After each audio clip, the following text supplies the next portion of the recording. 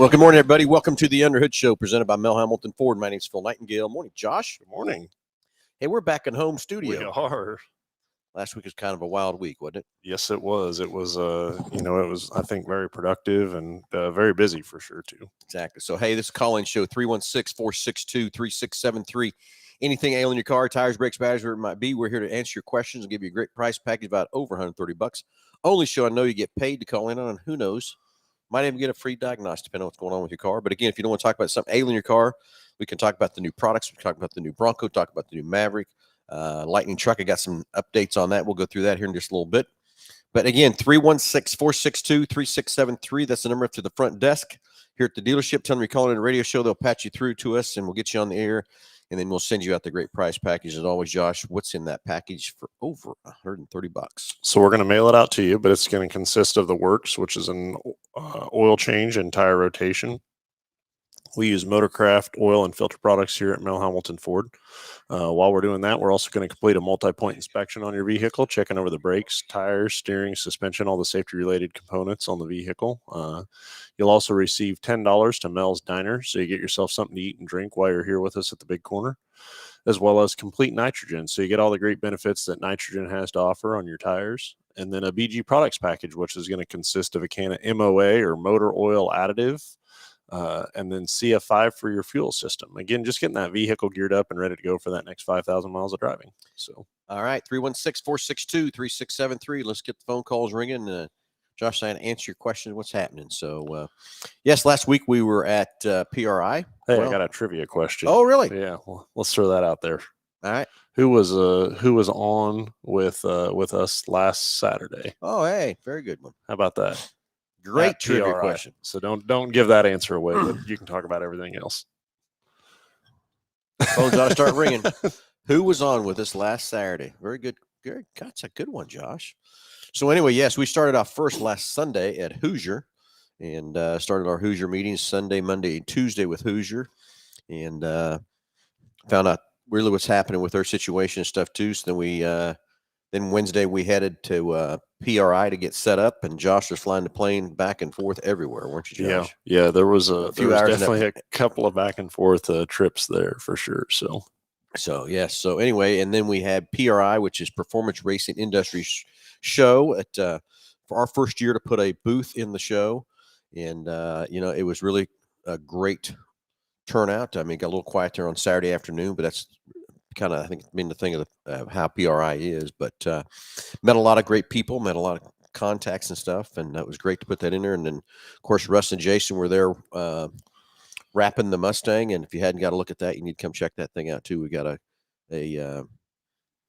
lot of progress on the Mustang.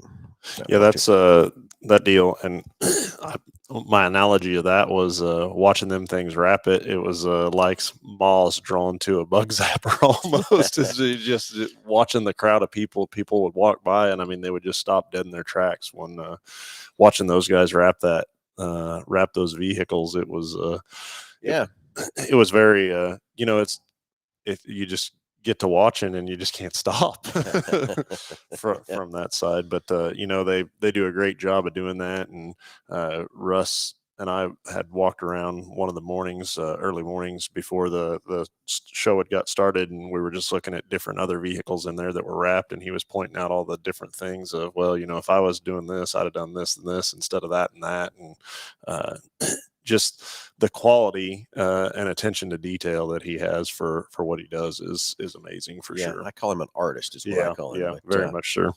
But so if you're looking for a car wrap, a window wrap, or something to advertise your business, Big Corner Creative, that's granted, we own that company too. Those guys do a great job down there of race car wraps to your business to web page design, everything else from that part too. And it was great to spend time with those guys. They're just down the street here a little ways from us, but we don't get to spend a lot of time with them, but getting to spend all that time with them and everything else from that part. But Russ is an artist, and Jason's right in there with him. And Russ is trained a lot of people to how to do vehicle wraps. And you are right. When he gets it done, it is done perfection, and it looks good. And it's amazing. You can't tell that that's paint, that it's not paint. I think just the attention to detail, and where to put seams and have seams and stuff like that is phenomenal for sure. Yeah, that's exactly right. So he's done a lot of vehicles for us and stuff too. And I've known Russ a long, long time. Russ worked with us over there in Hutch and everything else too. So anyway, so if you're looking for something for your advertising your company, you're advertising your business, or you need a web page design, whatever it might be Corner Creative is who you need to talk to. And those guys will do a great job for us. As their little slogan is, just Google us. So anyway, Josh, again, we had a great time at PRI. We had a great time at Hoosier, learning all the stuff. And it's kind of the same things our Ford products is. We're missing on chips is what we're missing to get our products here for the Fords. And Hoosier's missing some rubber materials, and they're also missing a lot of help. They need some more help and stuff to be able to get people up there and everything else to help build those tires. But what I didn't really realize is they're building more than they've ever built. It's just the demand is out there for those tires and everything else like that too. So we're going to have to, I hate to say it, we're going to have some allocation on these Hoosier tires as we get going through there. But the projection to make more tires again for 2022 as they did for 21. So, and kick 19 out of the equation really for everything that happened there. But well, and the other thing too, just like we do, or any business, is the investment and change. The investment that looks like they were getting ready to make for new tools and equipment to not only make more product and make it more efficient, but then also the quality of the product.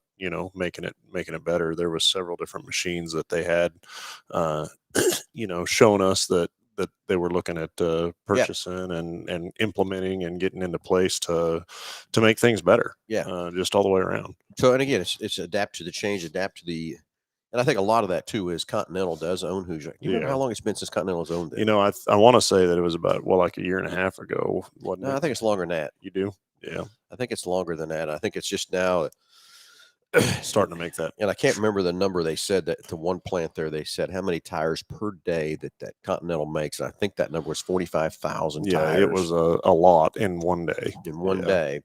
So if they can take some of that technology and everything else and equipment and move it into the Hoosier side, I think it'd be crazy what they could go build and everything else too. But I don't know how that works. I don't know how a race tire is designed and put together differently than a passenger car tires. I know there's got to be a lot of difference in how those be put together and everything else too. But so it's going to be interesting to see how well Hoosier takes off and gets going with Continental.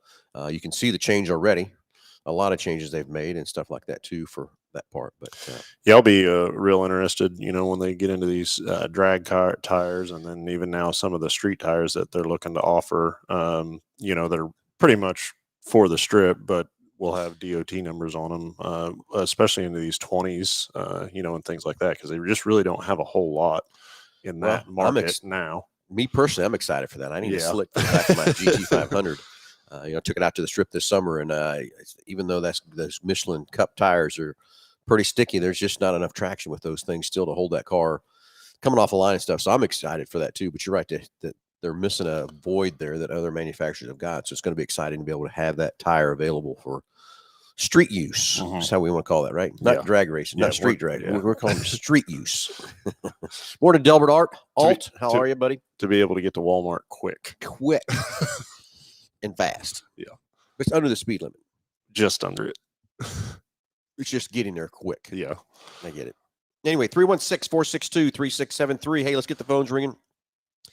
Anything ailing your car, tires, brakes, batteries, whatever it might be, we're here to answer your questions and go from there. So anyway, Josh, we're the Lightning F-150. Had a guy sit in my office yesterday. Said, these electric cars are going to be just a flash in the pan.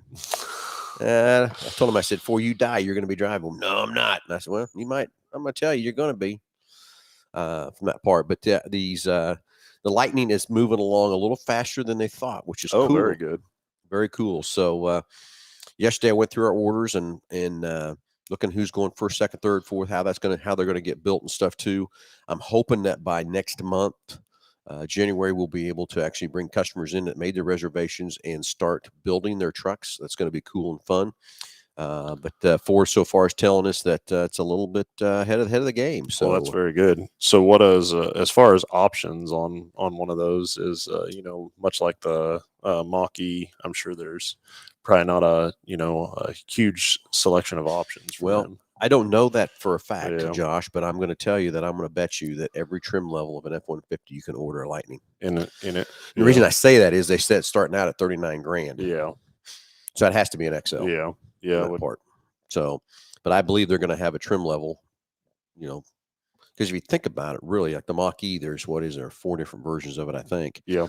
But in the truck, as far as trim level and stuff, shouldn't affect how to build one. They of would do those. the same platform just on every trim level. Yeah. Yeah, exactly. Anyway, good morning, Goose Lizzie. Good morning, Matt West. What's going on, gentlemen?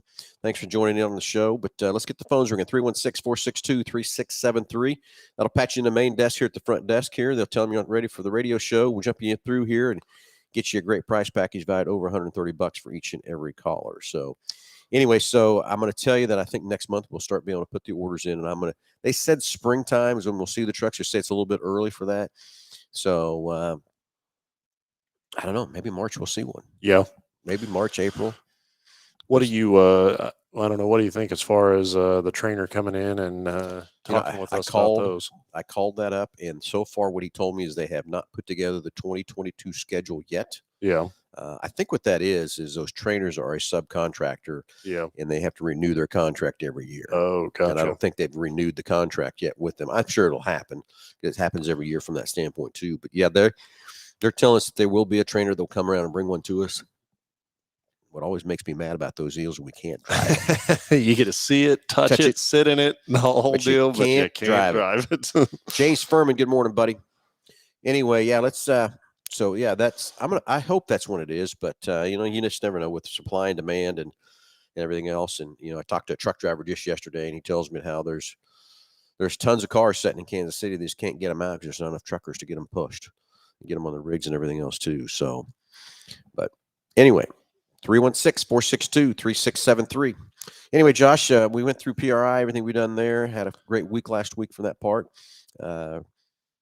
And we're still waiting on that trivia question. Let's get that trivia question out there again, Josh. Get that one answered. So the question was, if you can call in and tell us who was on the show with us last week in PRI in Indianapolis, you win the prize package as well. So let's get that one answered. And I don't know if you want to throw another one out there or. I got a goofy one. Do you? I guess. Let's see what size motors in the Ford F-150 Lightning. That's not going to work out very well. It's not. So yeah, definitely.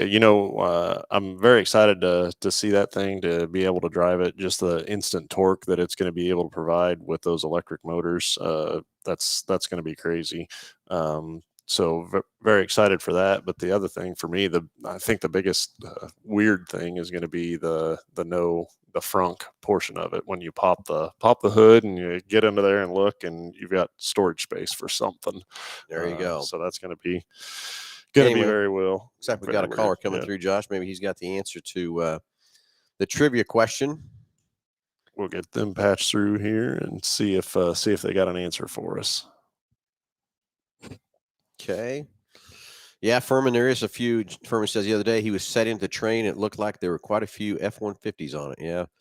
The problem with most of those F-150s, we already got them sold. That's the other problem that's with them was that part. As soon as these things hit the ground, they're gone, and everything else too if they're not sold. So kind of a crazy world. It's the craziest time I've ever been in 40 years of my being in this business and knowing what's going on. And never have I seen used cars priced higher than they were new. I've never seen ready to go. Yep.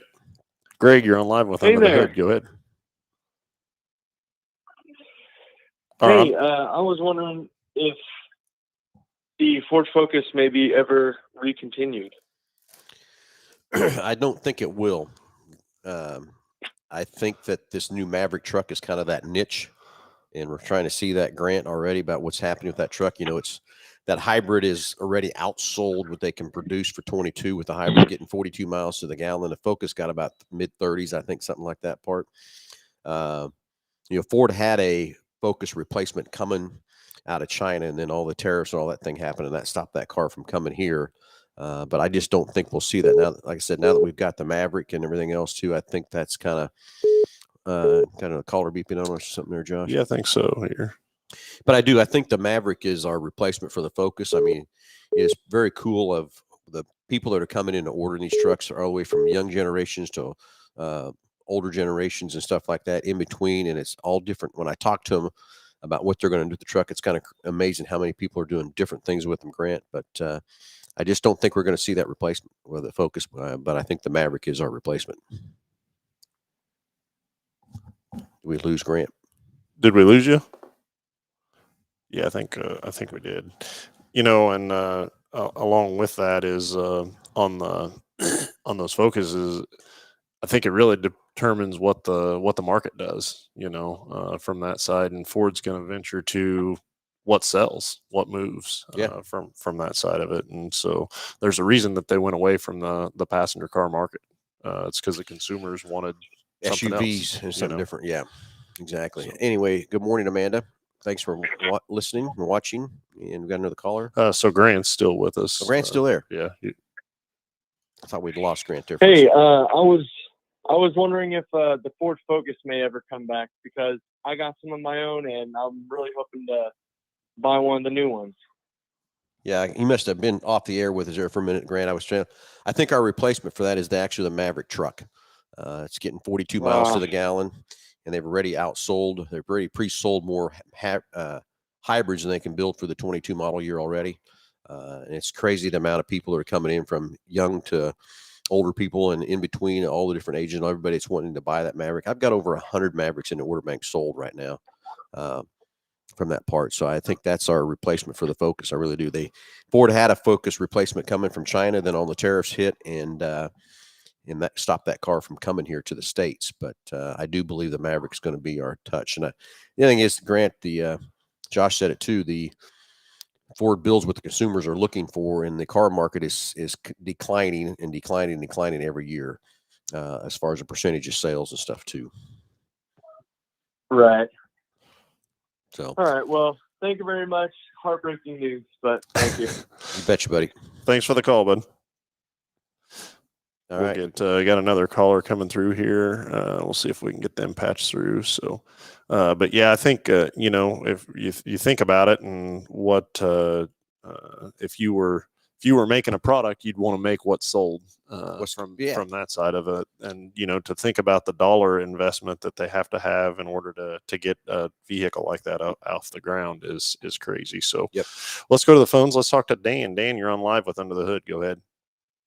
Yeah, the trivia question. I don't know if anybody beat each other. Was his name Monza? They call him Monza? That's right. Monza. He's the big street outlaw guy. It's crazy how low key he is and down to earth and everything else too, but and then can drive that race car, you know, 3.5 seconds and an eighth mile at 180 mile an hour. Woo! I just want the opportunity to prove to you that I can't do 3.5 seconds. For sure. Yeah, that is to think about that is absolutely crazy for sure. It is. It's fun to watch. How long has he been racing? You know, I think all his life. I think it. They said his dad, you know, was in it, and then he kind of. And I think he did a lot of street racing back in the day, and then this street outlaws just kind of evolved into it and stuff. And then what he kind of said to us is that the Camaro he had could get there, but it just didn't have the frame and suspension underneath it, and that's why he's building this new Chevelle to actually compete in the top 10 is what he's really trying to get at. He wants to win 2 races this year of the, what was there, 17, I think he said? Yeah, I think that was. And from that part, but he's got a heck of a car coming along they're building down there in Florida. And after he left PRI, he headed down there, and he's put different posts and stuff up there about the car and stuff. Looks pretty cool. It's pretty cool. Wow. Yeah. Yeah, I think he knew what he was doing. That's for sure. Yeah, he does. And it's crazy to think what he's doing, what all those guys are doing. And, you know, it's kind of like out here at Kansas International Dragway. They've got that one time we went out there, Josh, and we had this start driving our Mustang, and you had a prep track and a non-prep track. And it's a different ball game when you don't have any prep on that track. I mean, you got to drive the car and everything else too. And they got more guts than I got to get behind the wheel. What kind of times will a Mustang do in a quarter? Well, what we're trying to hit is in the 8 seconds is what we're trying to hit. We got our Mustang is now got the turbo on it and everything else like that. And we just got it done and just in the tune, put it just enough time to basically drive it in the trailer to go to PRI. And now it's got so cold out, we're not going to have a chance to probably till March or April to actually get it on the track and see what it's going to do. But right now Right. we're guessing that we got that Mustang putting about 1,000 to 1,050 horsepower down, and it's going to be interesting to see just how quick that car will go. The other day, I think you could have took it out there and just opened up the doors and maybe beat that time. I don't know what the way the wind was blowing, but yeah. Yeah, wind was something else, wasn't it? Yeah. So, Well, you guys have a good weekend. I'll let you guys go. Dan, thanks for the call, buddy. And thanks for answering the question.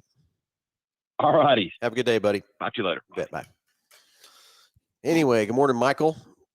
And everybody, let's get the phones. We're going to have some good calls already. We got to come up with another trivia question. Yeah. Dan got that one pulled off real quick, and from that standpoint. So let's got another one, Josh. That was a pretty good one. I mean, it'd be more specific, so I don't know. That's going to be a little tough. Be a little tough. Let's Yeah. see what can we come up with here for the good question. But anyway, anything exciting happened to shop this week? Anything you Just been been definitely busy trying to get people ready to go or ready to travel for the holidays. If that's something that you're wanting to do, I know it's just a week from I today. know it is absolutely crazy. I can't believe it either. You know, in fact, I don't know. We'll have to see what we're going to do about. Is it next week? It's next Saturday. We're going to have to be off the air next because that's actually that is Christmas. That is Christmas. We're going to have We're going to be off for 2 weeks, Josh, because the first is also on a Saturday. Yeah. So, but anyways, you know, if that is something that you're going to be doing is traveling for the holidays, I would definitely encourage you. Don't wait till last minute. Don't wait till last minute, but then also just check the vehicle over before you take off. You know, we get so busy in what we do and how we do it, and these vehicles become so reliable that you know, it's just in the back of the mind. You don't really think about it. There's a lot of other things that approach, and if you got fuel and it starts and runs, you're good to go. Well, just a little bit of preventative maintenance or inspection before you take off could save you a breakdown, and that would definitely I don't want to say ruin Christmas, but could certainly put a damper on it for sure. Yeah, so sure would. So get in our quick lane real quick if you need to before you get ready to go. Let's talk another thing. I don't know where you're at. If you're needing a rental car or whatever, Stan's got a great fleet of vehicles, about half of what he normally has. So yeah. I hope you've got your reservations in with Stan if you need a rental car to get to grandma's house for Christmas.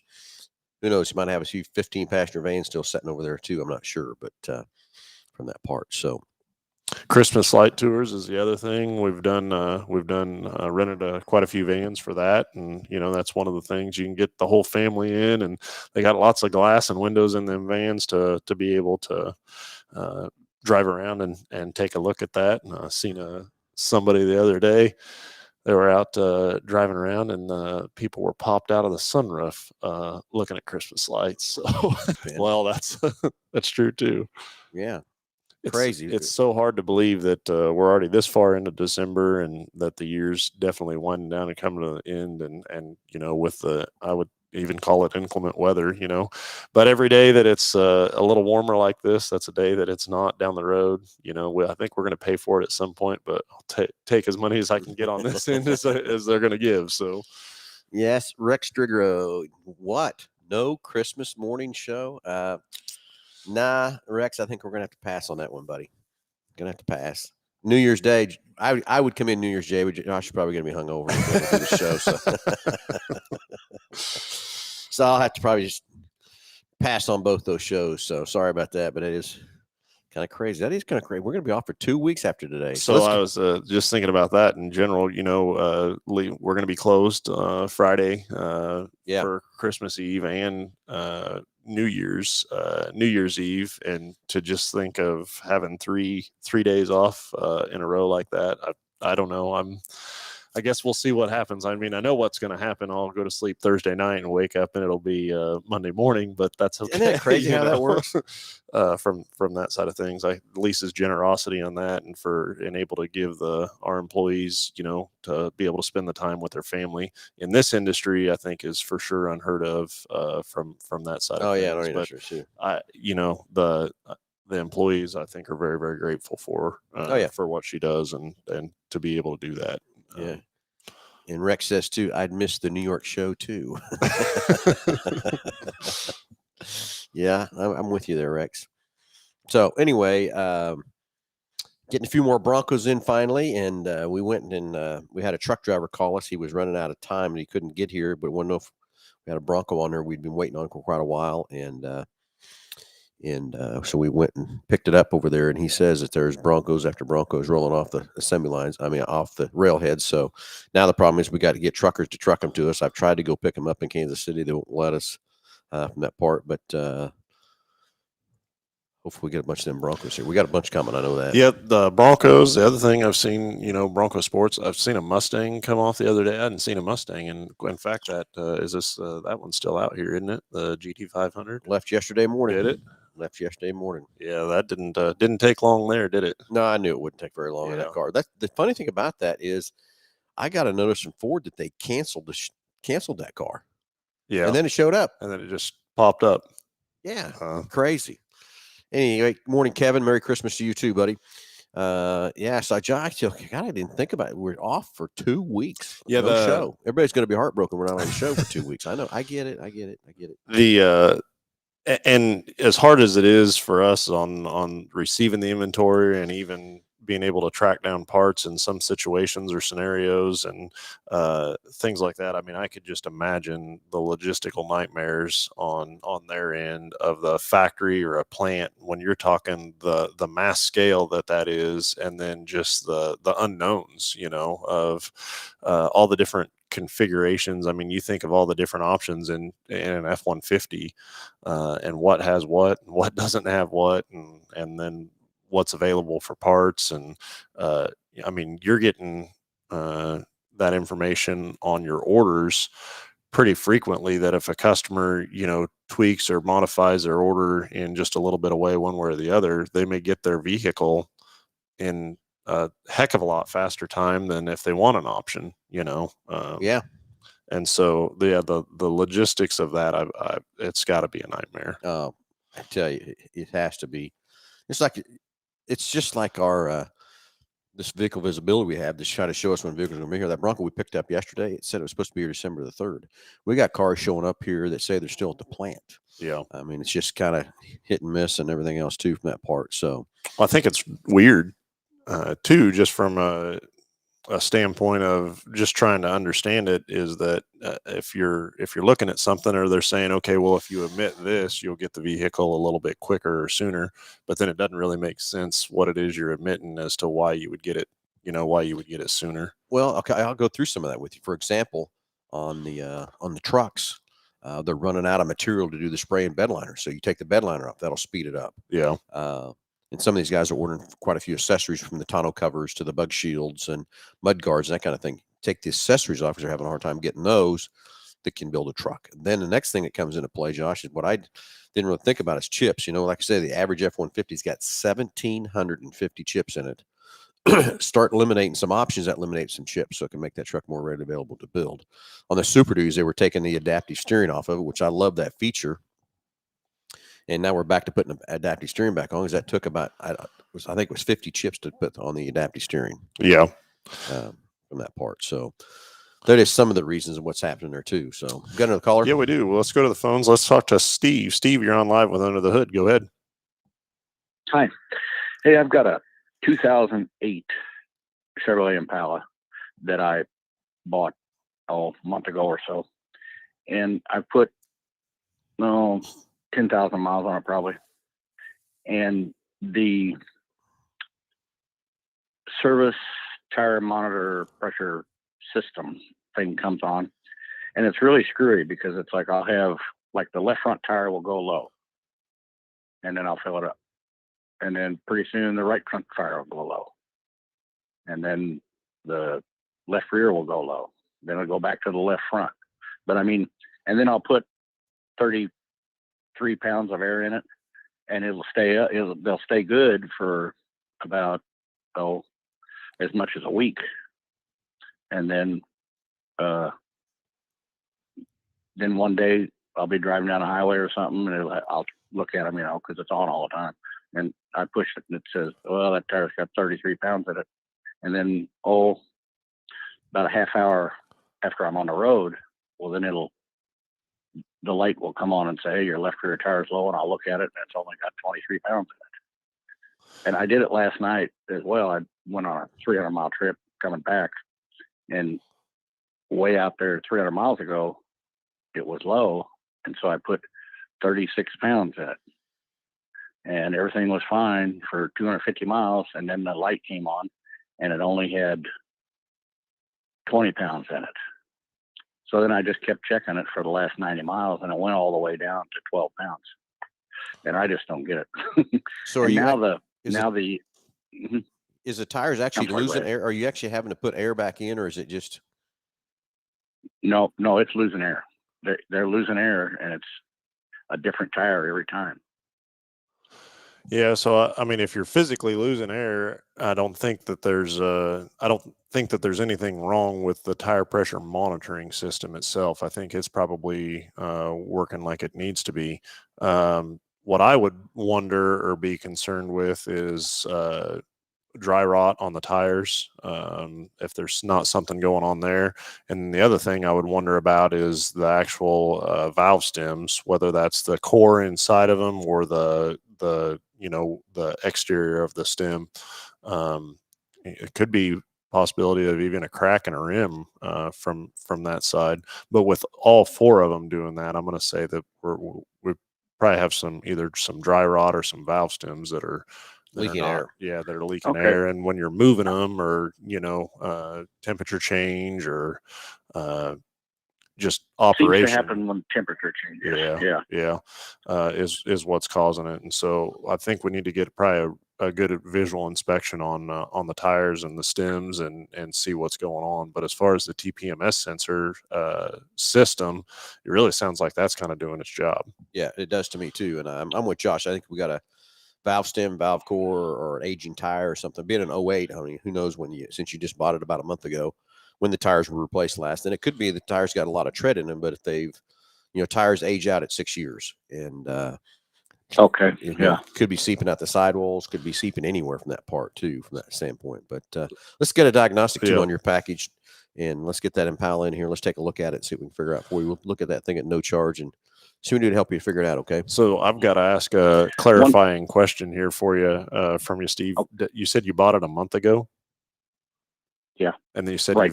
and then you said you have 10,000 miles on it already. Yeah. Man, I do a lot of miles. it sounds sounds like it. So maybe I take that back. It might have been 2 months ago. Something like that. Well, even that's. But I do 100. I do 100,000 miles a year. Man, that's there's a strong need for truck drivers. That's all I'm saying. Well, no, I go to places and work. Oh, okay. That's what I do. There you go. Yeah, right. But I have another question as well. Okay. And it's related to this, and that is that the tire pressure monitor system did its job, like you say, but then all of a sudden it says service the system, and all the tires got air in them.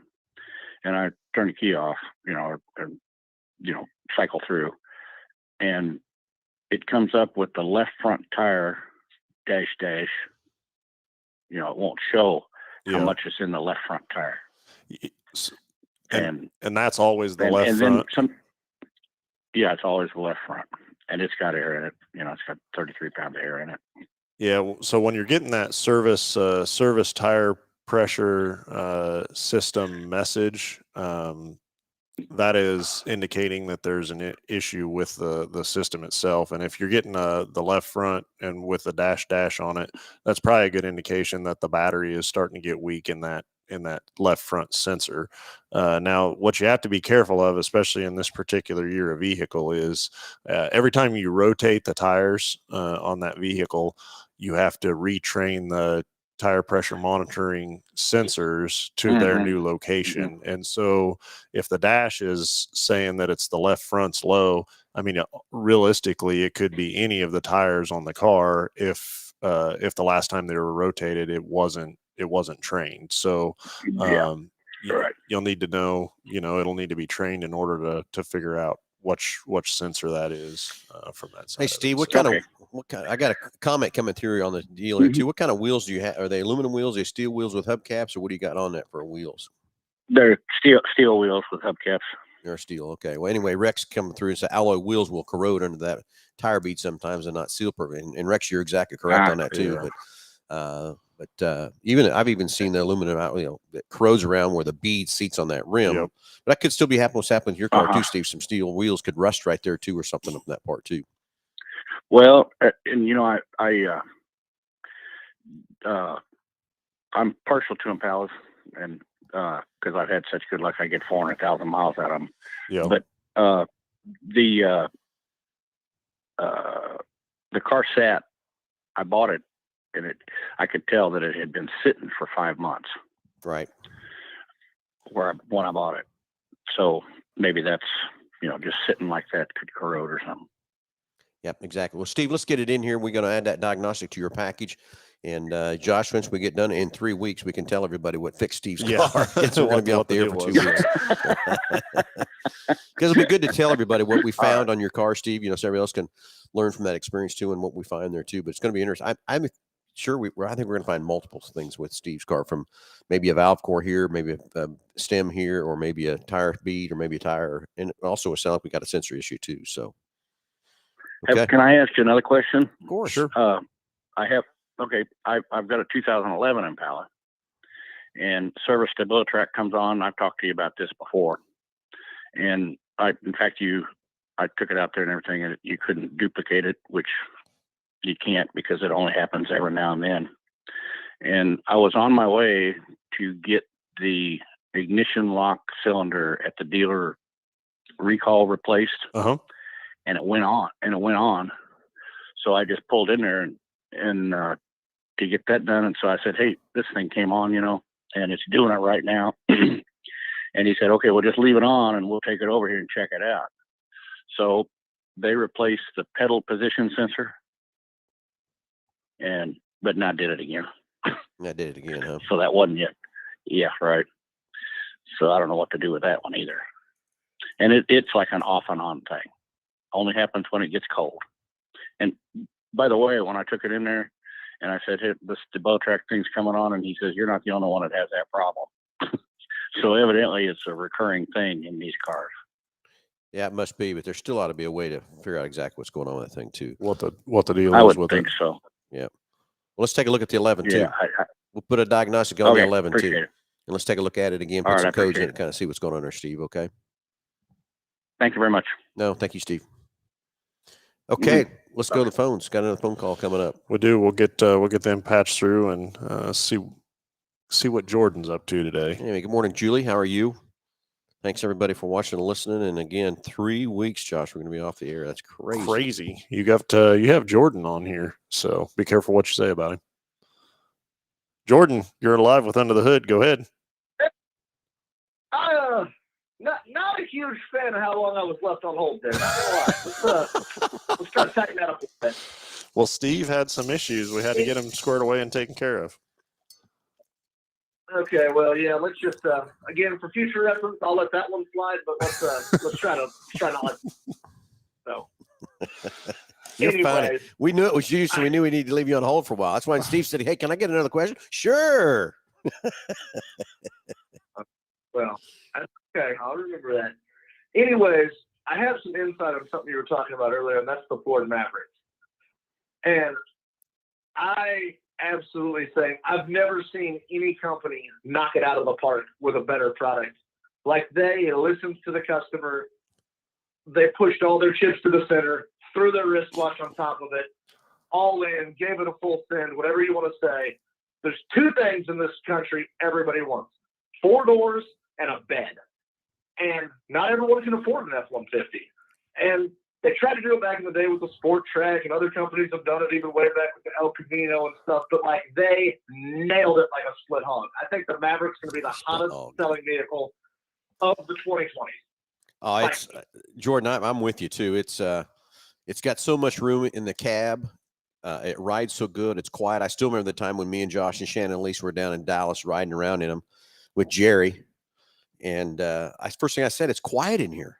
And so I'm turning the radio up. No, that's not what I meant. It is super quiet inside that car. And I think it's Lisa used to be her favorite thing to drive was the Escape. Then it kind of flipped to the Explorer ST. Now it's the Maverick. Yeah.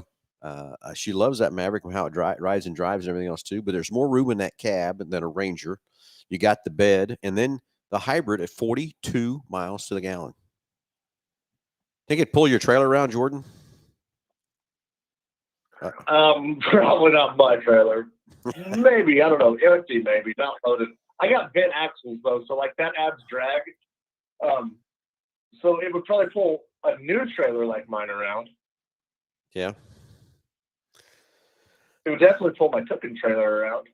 Well, But so either way, I think I'm just thinking you're due for a new upgrade. Is what I'm trying to. You can't catch my hint there for you. Well, no, I gotta have a little bigger truck than that. But I think that it, for the average consumer that does not need an F-350 and maybe doesn't want to spend or can't afford an F-150, that still gives you every single thing you want in that. You still got the bed.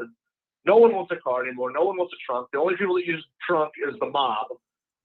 You want a big access, you want a bed where you can Hey, Furman kind of puts you on Jump Street here too. What do you say? Is Jordan working on a Ford sponsorship for his barbecue company? I better put that up on the air. I'd be fine with Let's put that one up I'd there. be fine with that. But no, they nailed it. They nailed it. I mean, that is like, I'm telling you, that's going to be the hottest seller of the 2020s. That's the car. That's the vehicle. I've got 100 of them. I've got 100 of them in the order bank sold already. That's what's crazy. Yeah, everyone wants cool. And Like it's the whole thing. Perfect. It's all the way from the teenagers to middle age, all the way up to everybody's wanting these things, and everybody's got a different little niche they want to ride with them and everything else too, and what they're going to do with it. It's crazy. Yeah, crazy. But you are right. It is a super truck. Super truck. So, I mean, yeah. They just really hit the nail on the head. I was really impressed. Really impressed. Yeah, so. I agree with you 100%. So, anyway, it's awful cold out there, so you're probably not working today, are you? I am. I'm catering for Wilkes Underground tonight for their Christmas party. So that's cool. They called me up, cater for our Christmas party. We had your food out at Mel Hambelton Ford. We love it. We'd love to have it at our Christmas party. I was like, awesome. Thanks again, Mel Hambelton Ford, for another up or sweet, whatever you want to call it. Yeah. So who was it that you're going to see again? Wilkes Underground is the name of the company. I think they do like directional boring, drilling, stuff like that. I see their trucks around. Yeah, so they must have been there for the Kansas International Dragway Banquet, probably, maybe, huh? I'm not sure. A lady called me from there and said, hey, this is so-and-so with Wilkes, and some of our guys had your food out at Mel Hambelton Ford, loved it. Would you be interested in catering our Christmas party? I said, I absolutely would. And so, yeah, I'm getting ready to go pick up some supplies. We're going to head out there this evening and cook for them. And then tomorrow I got my kid's birthday party. So hey. I got to cook for it. Perfect. Well, okay, buddy. It's like you got a busy weekend on your hands. Tell your kid happy birthday. And I will. Stay out of trouble. Don't be getting on any websites or anything that you don't need to be on. No, I never would. I would never do that. I have an app that blocks my phone from keeping me from doing that, just in case I get tempted. I hear you. All right, buddy. Well, have a good weekend, man. Have a good weekend, guys. See you, Jordan. Bye. All right, 316-462-3673. Just a few more minutes on the show here. We'll get a couple more callers coming in. Anything ailing your car, tires, brakes, batteries, whatever it might be. And Josh, got a trivia question? Let's see. So I don't know the other one I was going to ask, and it might be a little too specific, but what was Monza's son's nickname? Well, that's pretty tough too. Yeah, isn't it? that is pretty tough. See, let's come up with something else. I don't like it. That's pretty specific. Yeah, I get it. So we'll keep coming up with something here in a second here. So yeah, I think maybe we need to call out Jared Shivers out on the show too. But we ought to go do. Think so? I think he's asking for. I mean, that's all he's doing is asking for it. Yeah. Huh. Has he ever called the show? Yeah, he did. Did he? Yeah, he's kind of like somebody else we know that calls in just once in a great while. No, he called in and he got the package. Yeah, he can't use it though. He did. Oh, they flew out and he got. So maybe we had to call it TITE. Oh, yeah. I was wondering what was going on up there this morning. I bet it's cold up there. It's colder than it is here in the big Tipton, Kansas. Potentially. Is he drinking coffee yet, you think? No. All right. Anyway, 316-462-3673. Hey, let's get some phones ringing. A few more minutes left in the show, and we can answer a few more questions, whatever it might be. We need a trivia question. Golly. We do. I got one. Okay. What brand of oil do we use? Oh, yeah. How about that? Okay. What brand of oil and filter do we use? Shivers, can you get that one? It's your favorite company. 316-462-3673. What oil and oil filters do we use in our main store and quick lane when you come in for service? 316-462-3673. Get the great prize package valued over $130. Who can get there? Jared, can you get it? I know you're a little slow this morning because it's cold in Tipton, Kansas, but your fingers are working pretty well on the phone, though. I can tell that. Did you see what he just did? Nice try. Nice try, Jared. See, he won't call in. So we can talk about that, though. So you got there are different types of oil for sure. So the difference between conventional and synthetic, semi-synthetic, and in some cases even repurposed oil from that side, and each one of those is gonna make a difference in the service intervals and the lengths of time that you're going to be able to time and mileage that you're going to be able to drive that vehicle. Years ago, oil changes used to always be on pretty much 3,000-mile intervals. That went to 5. Now we're at 5. A lot of manufacturers have oil life indicator monitors. Drives me nuts, but they've got them on there. Got several people answering the question on the chat line, but we need to have a phone call to get the prize package, everyone. So James Furman says, are you guys going to be trivia question awarding Chili Bowl tickets again? I want to be up there next month. And yeah, that's probably true. That is coming up, isn't it? It's right around the corner. And yes, I do have the tickets to the Chili Bowl. Do you? Josh. Yes, Very I good. do. Very good. So we had that race car simulator at PRI. Yes. And he had the last day, he had the Chili Bowl track up there. And I was. Yeah, how'd you do on that? Yeah. I wasn't quite sure how you did. I didn't remember how you did. About a half a lap into it, I parked the car in the seats that I had sit in the year before. Man, talk about out of control. Those things are, it's just, I don't know how they do it. I don't know how they do it in the confined space like that, and with the horsepower that they have, and it's just absolutely crazy watching those guys run. It's always a good time. Yeah, sure is. So anyway, 316-462-3673. Have you got the right answer on there? Oh yeah, I've got several people answered it, but we got to take a phone call. Rex comes up. My cousin Doug has a 73 Maverick. Would do a one-wheel burnout for blocks. Will that new Maverick do a burnout? And hey, Rex, I will tell you, when we were down there and we were riding with Jerry Nadeau, the ex-NASCAR driver, and I was driving, and Shannon and Lisa and Josh are in the back seat, and he said, hammer it, damn, and it did actually make it squealed tires. Yeah. So yes, Rex, I think we put a little stuff on the one-wheel burner. He needs a little positive traction in the back of that old Maverick, didn't he? Yeah, that well, I'm not even getting into the Jerry Nadeau deal. I didn't believe you guys. Then when he popped out of that truck, oh my God, it's Jerry Nadeau. I knew his name before he said his name. Yeah. I thought somebody's fibbing. Yeah. So the disappointing thing for me is I'm trying to explain the story and who I rode with, and nobody believed me. And then there was some lady just sitting off to the side, and she's like, "Yeah, he was a NASCAR driver," but we'll believe her. Well, because there's never no pranks running around in that group of us.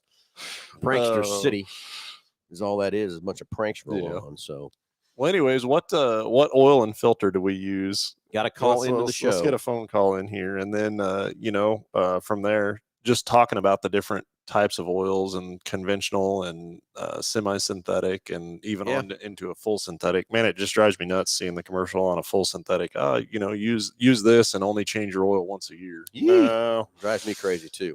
being able to walk through the shop on a daily basis and see things that are under maintained, and that is a big one, is just lack of maintenance on engine oil or changing out really any fluid from that side of things. It's if it's overworked and it's not if it's overworked and it can't do its job anymore, that's going to be expensive.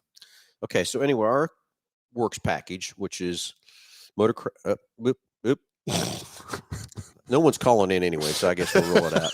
Which is Motorcraft oil and filter. There's your answer your trivia question.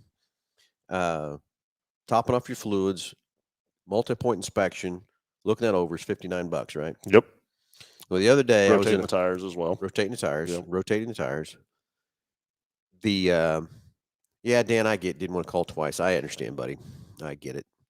Anyway, they walked into Walmart and bought 5 quarts of oil and a filter and walked out. Yeah. So we're $59 to do all that work for you, dispose of the oil and filter, get a certified technician look under your car. They walked out of Walmart $44 for 5 quarts of oil and a filter. So now I don't know why anybody wants to change their own oil. And then on that $44, that was 5 quarts, and we're at 6 quarts for the same thing. And then my other question is, what brand of oil did they purchase? I believe it was Quaker State, but don't hold me to that. That question. Which I will say this on as far as quality of oil. There's a lot of options out there on brands of oil. And years ago, I really do think that there was a much greater gap in what the quality of products was on your major brands of oil. I believe that's gotten a lot closer just with research and development and, testing and everybody being pretty competitive.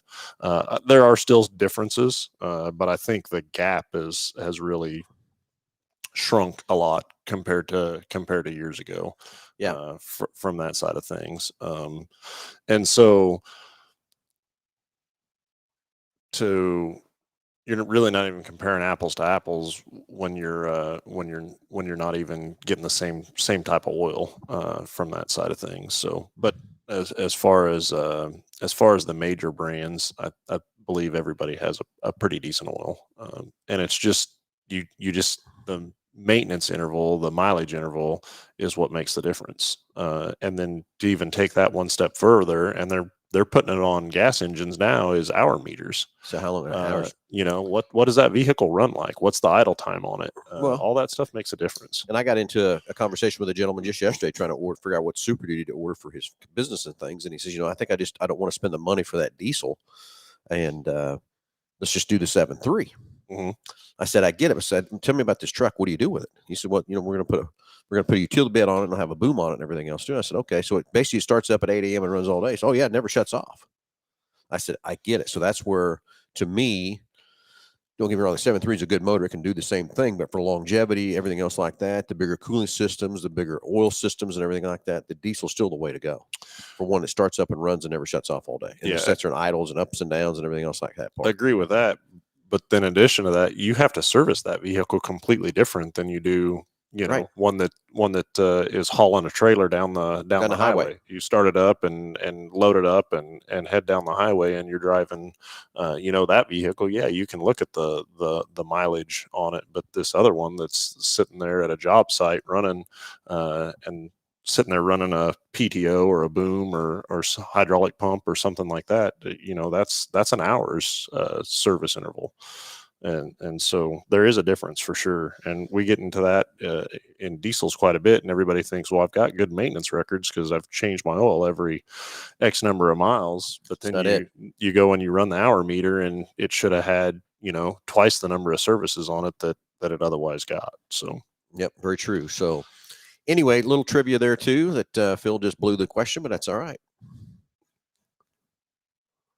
It happens. It happens. Anyway, Josh, we're running out of time. Okay. Let's go through real quick our hours and everything else we got going on. So basically, we're going to be closed the 24th and 25th. Yep. And then we're going to be closed the 31st and the 1st. So 2 3-day weekends back to back. We're going to miss everybody on this show for the next 2 weeks. Yes, Rex probably not going to make a show. So I guess we could. No, it wouldn't work either. Like I say, you could have one board at your house. I have the one at my house. We could do it, but that won't work with it. I bet we could make. Well, we can make. I don't know. We'll figure something out, one way or the other. But anyway, everybody, thanks for watching. Thanks for listening. Had a great time at PRI last week. Come in and check out the drag car with the new wrap on it. Come out and check out the new Maverick. I got one here that you can come and test drive and everything else too. Everybody have a great Merry Christmas and a Happy New Year, and we'll talk to you in a few weeks. Everybody, talk to you soon.